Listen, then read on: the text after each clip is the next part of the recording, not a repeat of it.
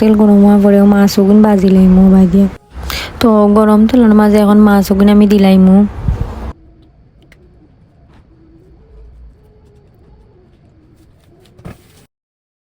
তো মাছ ভাজতো না করি বাংতো না করি আমি তেল একটু বেশি দিছি যাতে মাছগুলো আমার সুন্দর লয়। তো মাছগুলো আমি উল্টাইয়া দিমু, এক সাইড হওয়ার পরে আর এক সাইড উল্টাইয়া দিমু, দিয়া আমি বালা করি মাছগুন বাজিয়া কিন্তু রান্ধিমু, অনেক মজা লাগবো বালা করি বাজলে।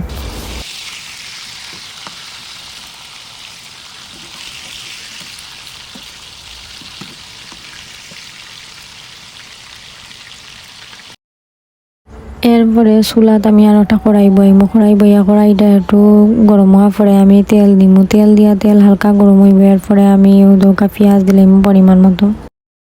তো পেঁয়াজ একটু লাড়িয়া দিমু, লাড়া পরে পেঁয়াজ একটু ভাজা হইলে আমি বাকি সব মশলা হল দিলাইমু। তো পেঁয়াজ হালকা একটু ভাজা হয়ে গেছে, এখন আমি বাকি সব মশলা দিমু একে একে। তো ফার্স্টে আমি পরিমাণ মতো হলুদ দিমু, হলুদ আমি 1 চামচ দিছি। তারপরে আমি একটু মরিচ দিমু, মরিচ আমি অল্প দিছি। এরপরে আমি স্বাদ মতো লবণ দিমু আর বাখর দিমু। তো ফার্স্টে বাখর দিছি, এখন এরপরে দিমু স্বাদ মতো লবণ তো কম বেশি স্বাদ অনুযায়ী দেওয়া। এরপরে বালা করিও মশলা ওগুলো লাড়মু। তো আমি মশলা কিন্তু বালা করে কষাইমু। আসলে তরকারির মজা হইলো মশলার গেছে, মশলা যত কষানি হইব তত মজা লাগবে। তো মশলা কষানি আমার শেষ, এখন আমি দোকা উড়িও গুণ দিলাম, উড়িও গুণ আমি খাটিয়া বানাইয়া দইয়া রাখছি, তো গুণ দিমু আমি। এখন আমি মশলার মাঝেও শিমগুন বা উড়ি আপনারা যেটাও হোকা ওগুলো আমি দিলাইম একে একে। তো দেওয়ার আগে মশলাটা আরো একবার লাড়লাম, ওদরকা আমার কষানি হয়ে গেছে। তো একটু লাড়িয়া মুরোজে দর্শনা দেখিয়া তো আমি এখন শিমগুন দিলাই আর দিয়া আমি একটু সময় গুড়াইয়া রাখবো।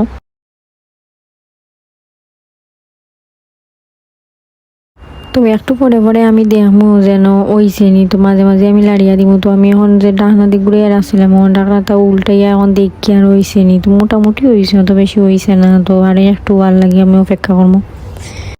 তো আমার যদি শিম হয়ে যায় তাইলে আমি মাছ দিব, কারণ শিমটা তো সিদ্ধ হওয়া লাগবো। মাছ তো বাজি করে লেছি, মাছও তো সিদ্ধর দরকার নাই। তো শিমটা হওয়া পরে আমি মাছটা দিব।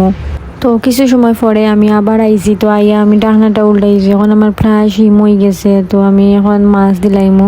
তো মাছটা যদি বেশি একটু ভাজা হয় তাইলে মাছ ভাঙে না, খাইতেও মজা লাগে। তো আমার মাছটা খুব ভাজা হয়েছে, তো আমি এখন একা একা সব মাছ দিলাই আর দিয়া আমি একটু ডাকনা দিয়ে ঘুরে রাখবো।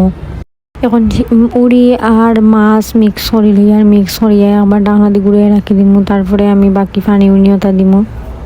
তো মাছ আর শিমর মাঝে মোটামুটি অত সময় রাখছি, রাখার পরে এখন আমি পানি দিলাইমু, পানি দিয়া বালা করে ঢাকনা দিয়ে ঘুরাইয়া রাখি দিমু। তো পানি বেশি দেওয়া লাগে না, ও দোক আমি একবার দেখি আর আমার শিম মোটামুটি হয়ে গেছে। তো আরো একটু আর অপেক্ষা করবো। তো আমার রান্না পুরোপুরি